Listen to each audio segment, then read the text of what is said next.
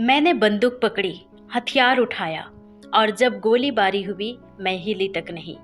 और यही कारण है कि उन्होंने मुझे सेना में शामिल कर लिया।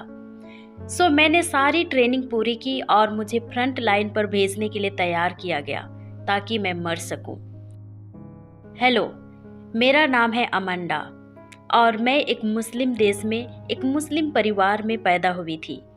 मेरी माँ बहुत ही श्रद्धालु मुस्लिम थी और उन्होंने हमें इस्लामी कानूनों और उसूलों की शिक्षा दी और सिखाया कि कैसे उन्हें अभ्यास में लाना है। जब मैं 5 साल की थी तो मैंने पहली बार रोजा रखा। मुझे अल्लाह से बहुत प्यार था। भले ही तब मेरे पास ज़्यादा अनुभव नहीं था, पर मैं बहुत छोटी लड़की होते हुए भी अल्लाह से बहुत प्यार करती थी। मैं पूरी निष्ठा से सामुदायिक गतिविधियों में हिस्सा लेती थी ताकि इस्लाम को समाज में लागू किया जा सके और सुनिश्चित किया कि स्कूल में भी हर कोई मुस्लिम के रूप में अपना कार्य करे। लेकिन तभी मेरे देश में युद्ध शुरू हो गया और उसी वक्त मैंने सेना ज्वाइन की।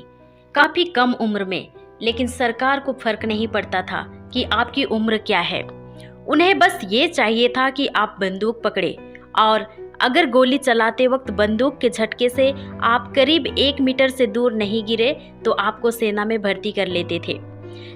मैंने बंदूक थामी, गोली चलाई और हिली तक नहीं, और इसी कारण से उन्होंने मुझे तुरंत सेना में भर्ती कर लिया और मैंने ट्रेनिंग पूरी की और फ्रंट लाइन पर मरने के लिए मैंने तैयारी कर ली।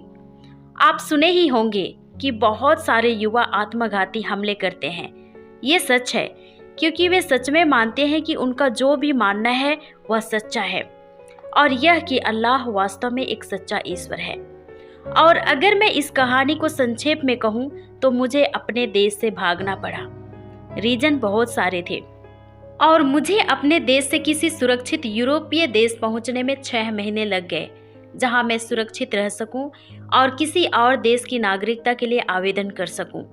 लेकिन विदेश में भी मैंने इस्लाम के बारे में लोगों को बताना शुरू किया और उन्हें इस्लाम में लाने की कोशिश की, क्योंकि अगर आप किसी को इस्लाम में ला सकते हैं तो बहुत बड़ा पुरस्कार मिलता है, ऐसा इस्लाम में वादा किया गया है। और विदेश में मुझे अवसर मिला कि मैं बाकी धर्मों को भी जान सकूं। अपने देश में तो मुझे किसी भी अन्य धर्म के बारे में जानकारी नहीं थी, मैं सिर्फ इस्लाम के बारे में ही जानती थी। लेकिन जैसे जैसे मैं दूसरे धर्मों के बारे में सोचती गई, वैसे वैसे मेरा खुद का विश्वास इस्लाम में और ज़्यादा मजबूत होता गया, क्योंकि जब मैं इस्लाम की किताबों में से सवाल उठाती तो किसी के पास मेरे सवालों का जवाब नहीं होता था और मैं खुद ही इस्लाम की किताब यानी कुरान से उन सवालों का जवाब देती थी। और परमेश्वर की कृपा से एक दिन मैं कनाडा पहुंच गई और मुझे वहां शरणार्थी का दर्जा मिल गया। कनाडा में मेरी मुलाकात मॉर्मन्स और मेनोनाइट से हुई। मैं उनके जमावाड़ों में जाती और अपने सवाल उठाती। ये कोई जटिल सवाल नहीं थे, लेकिन मुझे उनकी तरफ से कोई उत्तर नहीं मिलता था। मैं उन्हें लगातार बताती रही कि इस्लाम ही सबसे अच्छा धर्म है। फिर मेरी मुलाकात एक व्यक्ति से हुई जिन्होंने मेरी और मेरे परिवार की मदद की। मैंने उनसे पूछा, आप क्या मानते हैं? उन्होंने कहा, कोई नहीं, कोई ईश्वर नहीं है। उसने कहा कि मैं बस यही मानता हूँ कि अगर आप अच्छा करते हैं तो आपके साथ अच्छा होता है। इस बात ने मुझे काफ़ी प्रभावित किया और मैंने भी उस दिशा में जाना शुरू कर दिया, लेकिन उससे कुछ फायदा नहीं हुआ। मैं और ज़्यादा दुखी हो गई और मेरे अंदर एक जंग छिड़ गई। और यही वह समय था जब मेरी मुलाकात एक समूह से हुई। वे सब बहुत खुश रहते थे और उन्होंने मुझे एक मंदिर में ले गए जो कि एक बौद्ध मंदिर था। और उसी दिन जब मैं वहां पहुंची, मंदिर की पुजारी मेरे पास आई और उन्होंने कहा, तुम पहले भी जन्मी थी और उस समय तुम एक पुरुष थी। मैंने कहा, ठीक है, ये शायद सच है क्योंकि मैं परिवार की सारी जिम्मेदारी उठाती रही हूँ, वो सब करती रही हूँ जो कि एक पुरुष करता है, साहसी और मजबूत बनकर। फिर उन्होंने कहा, तुमने किसी को मारा था और तुम्हें सजा नहीं मिली और इसलिए अब सजा के रूप में तुम एक औरत के रूप में जन्मी हो और इतनी तकलीफें सह रही हो। मैंने कहा, ये तो समझ में आता है और सही लगता है क्योंकि मैं हमेशा खुद से पूछती थी कि मैं इतनी पीड़ा क्यों झेल रही हूँ। हालांकि मेरी असली पीड़ा तो अभी शुरू भी नहीं हुई थी और मुझे तब इसका एहसास नहीं था। सो मैं कुछ समय के लिए बौद्ध बन गई, लेकिन फिर भी भीतर से कोई आवाज़ आती थी। जब मैं सेब संतरे खरीदकर उन मूर्तियों के आगे रखती, मेरे अंदर कुछ तो मुझसे कहता था कि देखो, खुद को देखो, तुम कितनी मूर्ख हो। और मैं उसे जारी नहीं रख पाई। फिर उसके बाद मेरी बीमारियां शुरू हो गई। मुझे भयानक पीठ दर्द होने लगा। एक दिन मैं झुकी और फिर सीधे खड़ी कभी नहीं हो पाई और मैं उसी अवस्था में रह गई। और दर्द इतना भयानक था कि मैं कुछ भी नहीं कर सकती थी। मैं बहुत सारे अस्पतालों और रिहैब सेंटर गई। वो वक्त बहुत डरावना था। इलाज के दौरान मैं चिल्लाती रहती थी, या तो सोई रहती या जब मैं जागती तो बस इतना होश में रहती कि पानी पी लूं या दवा ले लूं। और मैं बस एक सांस लेती हुई मांस का टुकड़ा बन गई थी और ऐसा कोई भगवान नहीं बचा था जिसे मैं आजमा सकती थी। मैंने हर चीज आजमा ली थी जो भी मेरे रास्ते में आई। मैंने अपनी जिंदगी में बस अच्छाई की, अपने परिवार का ध्यान रखना, जितना मुझे मालूम था लोगों के लिए अच्छा करती रही। लेकिन फिर भी यही मेरी जिंदगी का अंत था। मैंने आत्महत्या करने की कोशिश की, लेकिन वो भी सफल नहीं हुआ। और चीजें इसलिए और भी खराब हो गई क्योंकि मैं कभी शादी भी नहीं कर पाई। मेरा कोई परिवार नहीं था। मैंने कभी अपनी जिंदगी की शुरुआत ही नहीं की थी। बस मेरा सब कुछ मेरे परिवार और मेरे देश के लिए ही था। मैं इंतजार कर रही थी कि एक दिन मैं अपनी जिंदगी शुरू करूं, शादी करूं, बच्चे हों, इस तरह के कई ख्वाब थे। और जब मुझे डॉक्टरों ने कहा कि तुम मरोगी नहीं, लेकिन तुम्हारी हालत यही रहेगी, और सचमुच मेरी हालत इतनी खराब थी कि मैं ना बैठ सकती थी, ना लेट सकती थी, ना खड़ी हो सकती थी, और मुझे हर वक्त मदद की ज़रूरत थी। एक दिन मैं बाहर गई और किसी को मेरे मदद के लिए ढूंढने की कोशिश कर रही थी। तभी मैंने एक आदमी को देखा जो ड्रग का आदी था। मैंने कहा, मुझे मदद चाहिए। अगर तुम घर पर कुछ मदद कर सको, सफाई कर सको, तो मैं तुम्हें कुछ पैसे दूंगी। उसने कहा, एक सैंडविच और एक सिगरेट काफ़ी है। मैंने कहा, ठीक है।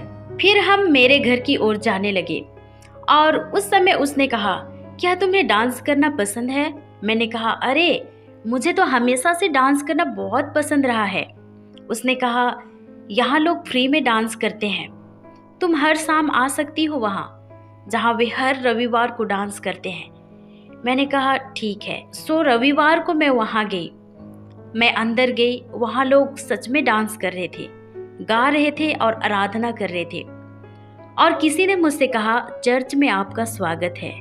मैंने कहा, ये चर्च है? उन्होंने कहा, हाँ। मैंने कहा, आपकी मूर्तियाँ कहाँ हैं? ये चर्च जैसा तो नहीं लग रहा, यह तो बस एक बड़ा कमरा है और लोग डांस कर रहे हैं। दरअसल वह एक बोर्न अगेन चर्च था जिससे मैं पहली बार परिचित हुई।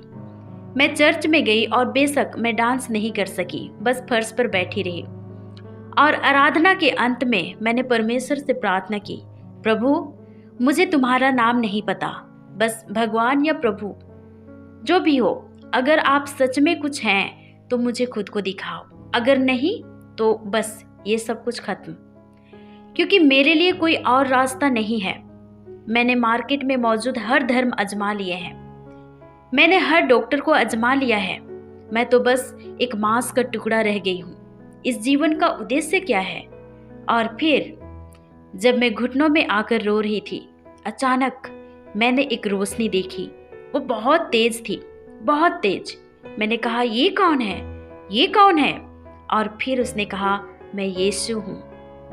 और मैंने खुद को पीटना शुरू कर दिया, क्योंकि इतने सालों तक मैंने उसका नाम सुना, लेकिन मैंने कभी उस पर विश्वास नहीं किया। मैं कितनी मूर्ख हूँ। और मैं कहने लगी कि क्या तुम सच में हो? क्या तुम सच में हो? और फिर उन्होंने कहा, मैं सत्य हूँ। और फिर उन्होंने मुझे छुआ। उन्होंने बस अपना हाथ मेरे सिर पर रखा। मैंने कहा, मुझे माफ करो, क्योंकि मैंने आपको विश्वास नहीं किया कि आप ये सत्य हैं। और मैं बस यही दोहराती रही। फिर जब मैं होश में आई, मैंने देखा कुछ महिलाएं मुझे थामे हुए थी। मुझे नहीं पता वे कब मेरे पास आई, मुझे बिल्कुल भी एहसास नहीं कि मेरे आसपास कोई है। और उन्होंने मुझे चूमा और कहा, क्या तुम ठीक हो? मैंने कहा, हाँ मैं ठीक हूँ। और उन्होंने कहा, ओह कितनी सुंदर खुशबू है यहाँ, हम यहाँ प्रभु की खुशबू को महसूस कर सकते हैं। और मैंने कहा, हाँ मैंने उसे देखा है।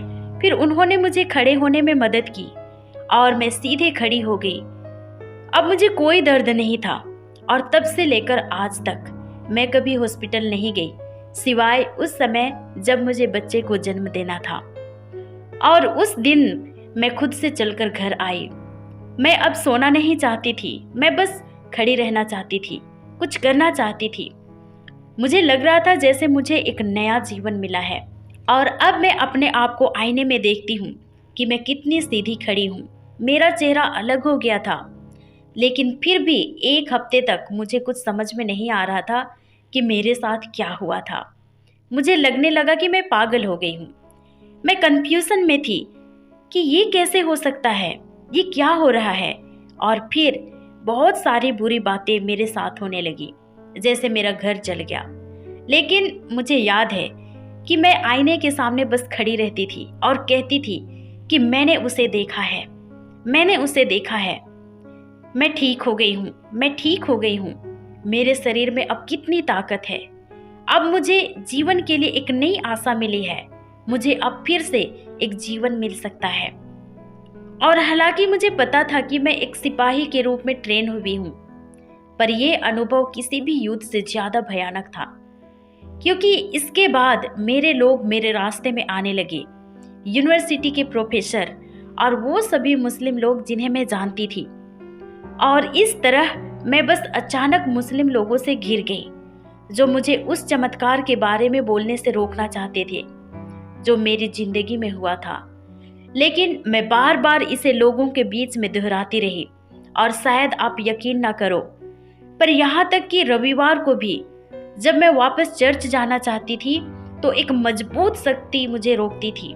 लेकिन एक दिन मैं कैसे भी करके उसी चर्च में पहुंच गई, और फिर मैं बस ये कहती हूँ, प्लीज मेरी मदद करो, मेरे लिए प्रार्थना करो, क्योंकि मैं 2 साल तक कोशिश करने के बाद भी बपतिस्मा नहीं ले पाई हूँ।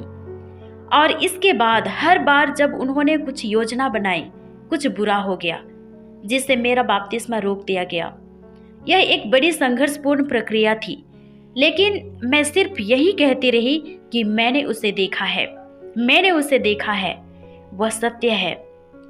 और कुछ दिनों के अंदर मैंने बपतिस्मा ले लिया, और उसके बाद मुझे कभी अकेलापन महसूस नहीं हुआ, कभी भी नहीं। मैं अब उसकी आवाज को सुन पाती थी और मुझे एक अद्भुत शांति मिली। मुझे अपने जीवन के लिए फिर से एक नई आशा मिली, और परमेश्वर ने मुझे कहा कि मैं अपने परिवार से मिलूं और उन्हें भी उसके बारे में बताऊं। लेकिन उससे पहले कि मैं कहीं जाऊं और कुछ कहूं, यह 2 सालों की प्रार्थना के बाद था। मेरे पूरे परिवार ने यीशु मसीह का दर्शन पाया और वे सभी प्रभु के पास आए, मेरी माँ, मेरे भाई और मेरी बहनें। इस तरह परमेश्वर ने मुझे अद्भुत तरीके से आशीषित किया है। आज मेरा एक सुंदर सा परिवार है, और परमेश्वर हमें एक ऐसे स्थान पर इस्तेमाल कर रहे हैं जहां पर लोग यीशु को आसानी से ग्रहण नहीं कर सकते।